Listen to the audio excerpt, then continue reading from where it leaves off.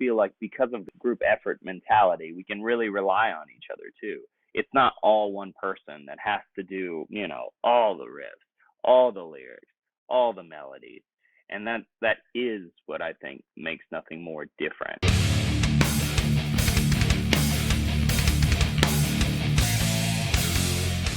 What's up, everybody? It's Keefe from Ghost Cold Mag, and we are welcoming in Mark from Nothing More today. How are you doing, man? Hey, I'm good. How are you, Keith? I am so good. You are on tour. I hope all is well.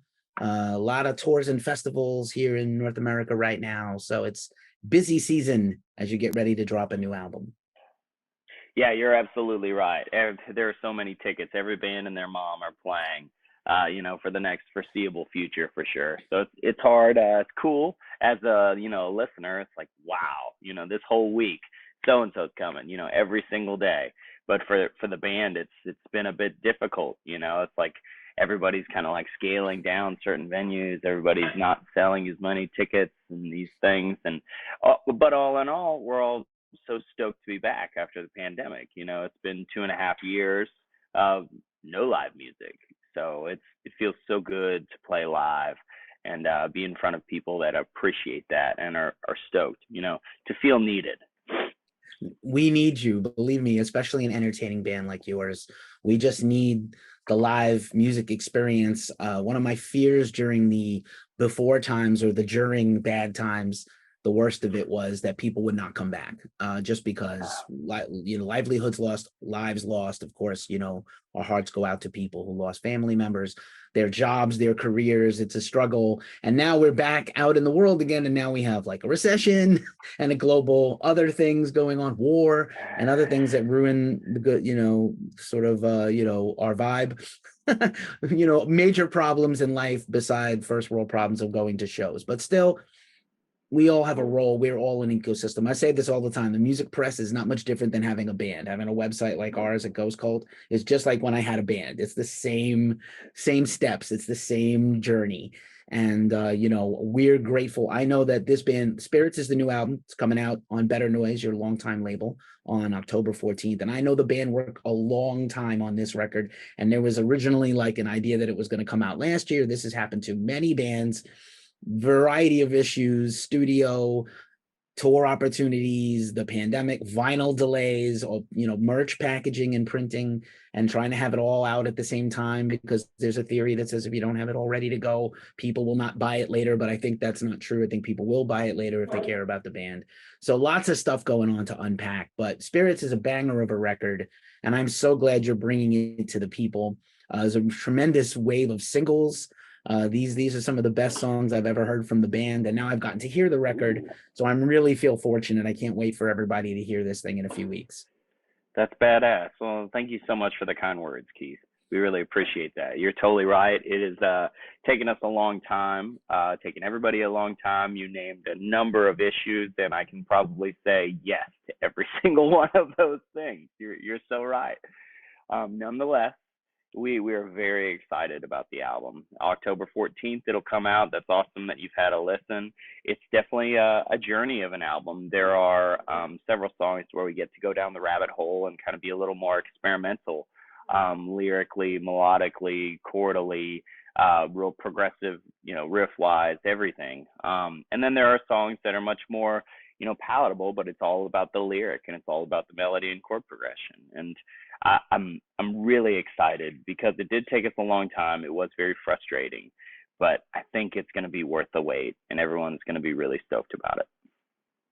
Right on. I agree completely. And I will say, I think this is probably in the last, of the records with, we'll say, with the Johnny era. I would say that this is the record with the most dynamic diversity from song to song. I think there's some tremendous parts. I think the band has really leaned into their power of, you guys as a writing unit, and also the ability to kind of, shapeshift within the same song and not lose it. It's rare, because a lot of people can write a rock song, right? But it's hard to write something catchy and heavy and also has like a little variation, because in, just in pop and rock music history, there's just like a lot of sameness and not a lot of variety. So I really appreciate this record. I listened to it a few times all the way through, and it's like really it's not, it's very, very, well thought out and well composed, I gotta Well, say. that's awesome. Wow. Thank you so much.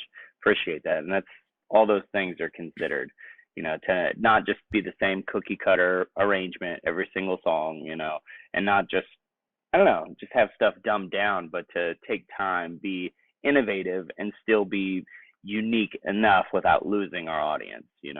I love that you said dumb down because that's the thing that I think about all the time. Obviously, listen, there are people who are hit making producers who will write your album for you. I'm not throwing shade on anybody. I wish I could have made a record with some of those guys and gals out there in the world who are writing awesome records for people that just immediately become hits.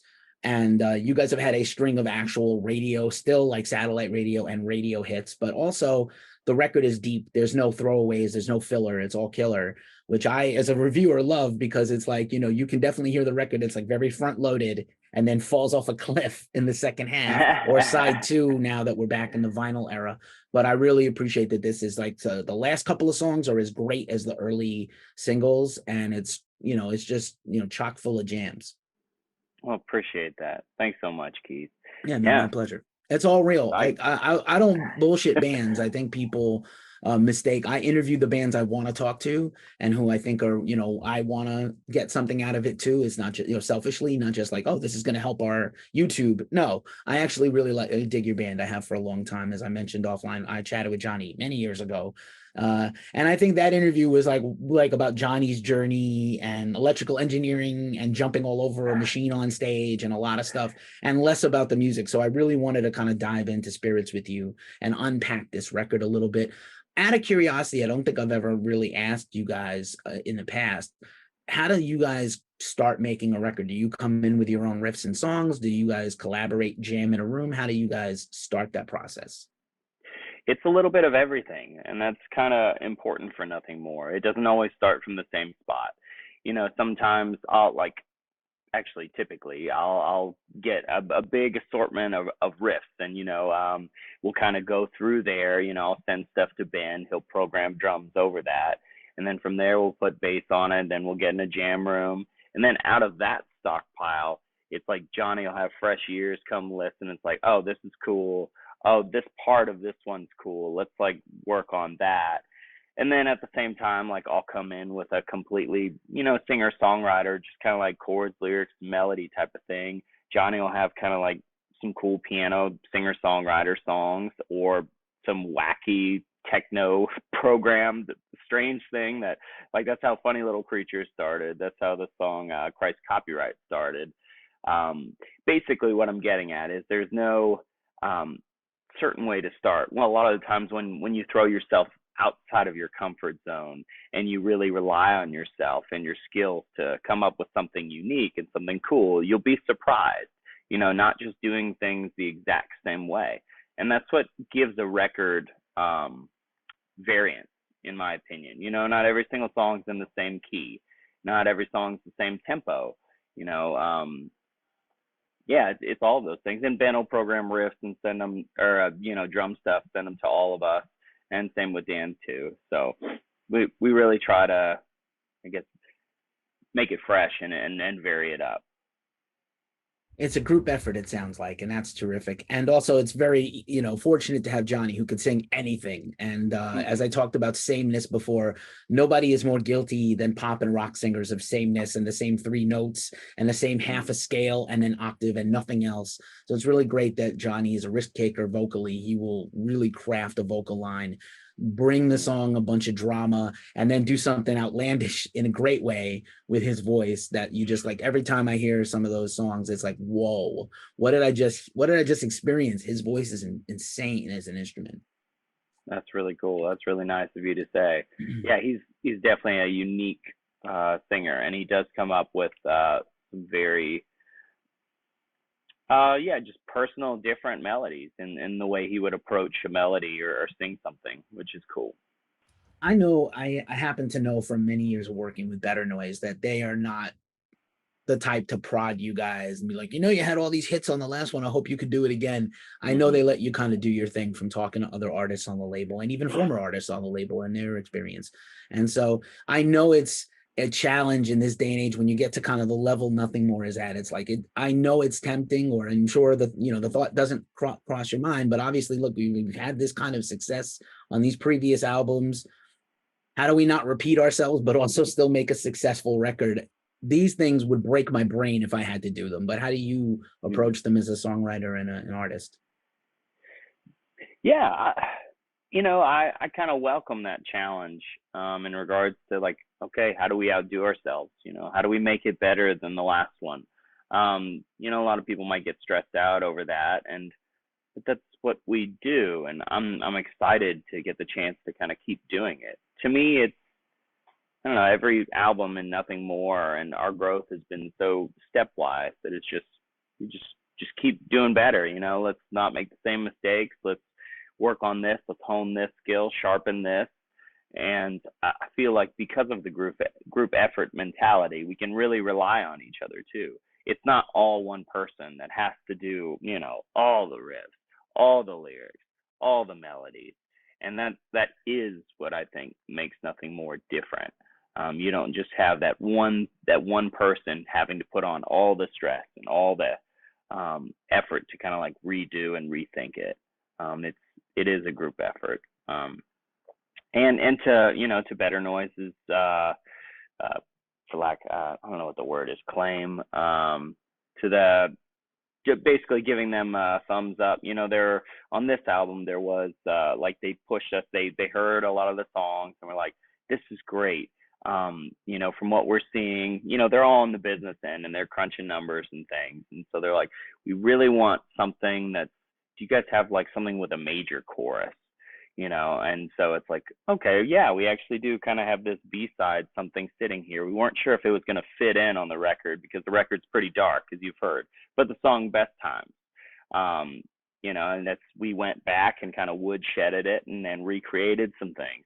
And that's pretty cool because that song actually started out like I was just kind of tinkering on electric ukulele.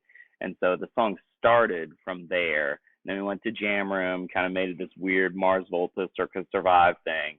And then it just had this kind of like big anthemic arena chorus with like best times, the best times, and we just honed that and found what is the lyrical twist that we can have, to make this an awesome everybody sing along song. So I don't feel like that song would have been on this record if they hadn't just basically kind of said that.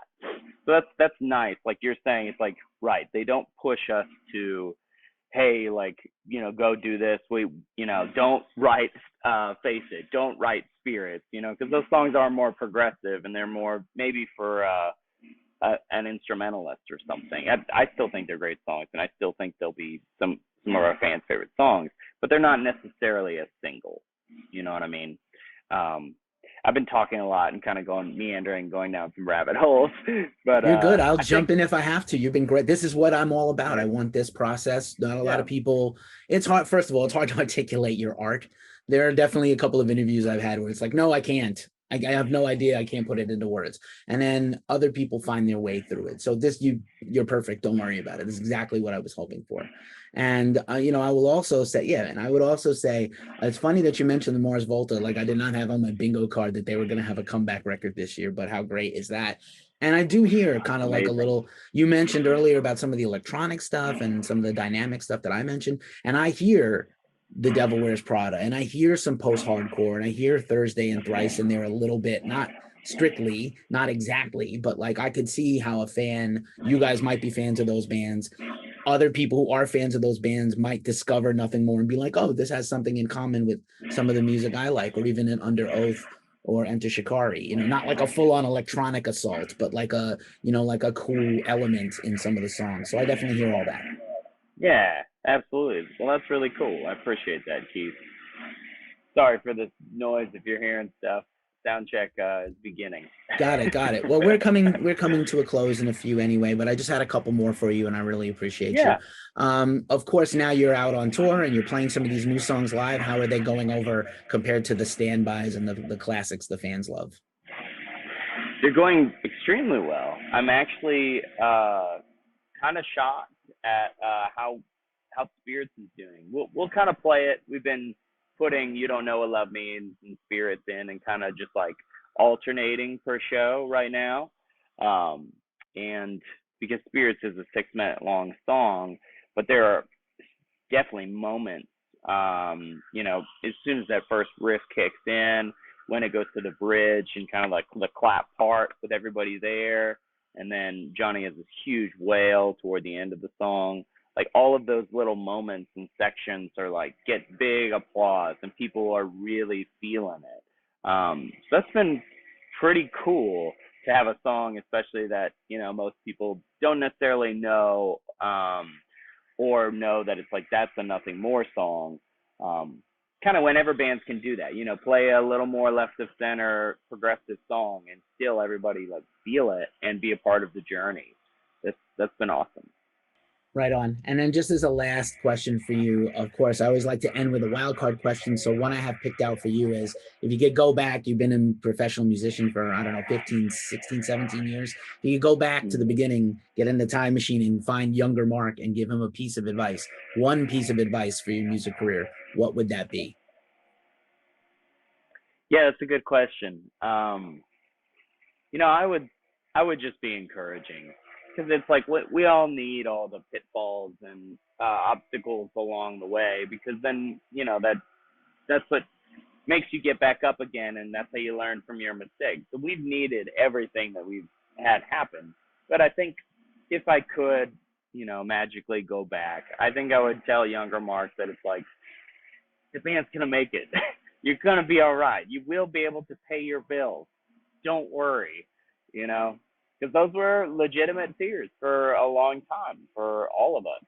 Um, and I guess it just goes to show that it's like for us and our story, if you keep at something and you learn how to work smarter, not necessarily harder over time, and just keep at it, like you'll do it. There's kind of this rule in the universe, it takes 10 years or 10,000 hours to become an expert at something. And that's Malcolm Gladwell said that, and that's a phenomenal book, The Tipping Point. And that is part of our story, I would say too. It's like Johnny started singing at the end of 2007, but we had been a band since '03 or '04, started touring in '05. We went through a lot of stuff, right out of college to like not, dropping out of school, and really taking the vow of poverty, living in an RV, sleeping on people's floors that we needed to. So yeah, I would just tell myself it's gonna be okay, just keep at it. Good stuff there. Thank you so much for that, Mark. Mark from Nothing More. Spirits is coming out October 14th on the great label Better Noise Music. Thank you so much for hanging out with Ghost Call today, Mark. It has been a pleasure. I will see you on the road, maybe at Aftershock Sacramento near me. I'll be there. And yeah, man, just be safe out on the road and keep up the good work. That sounds killer. Thank you so much, Keith. Take Appreciate care. it.